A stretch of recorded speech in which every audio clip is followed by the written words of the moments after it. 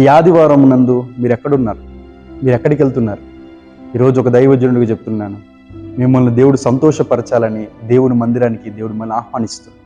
రండి, దేవుని మందిరానికి వచ్చి ఆయన సన్నిధిలో సంతోషించండి, ఆయన సన్నిధిలో ఆనందించండి. బైబిల్ సెలవిస్తుంది, నీ సన్నిధానంలో సంపూర్ణ సంతోషం ఉంది. నిజమండి, మనకి పరిపూర్ణమైన సంతోషం, పరిపూర్ణమైన ఆనందం లోకంలో లేదండి.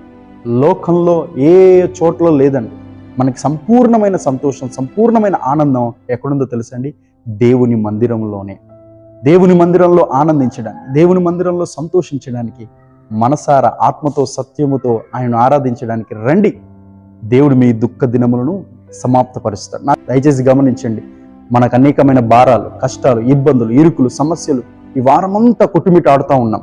దేవుడు మనకి సంతోషాన్ని ఇవ్వాలని ఆశిస్తున్నాడు. దేవుడు మనకి నెమ్మదిని ఇవ్వాలని ఆశిస్తున్నాడు. దేవుడు మీ భారాలను తొలగించాలని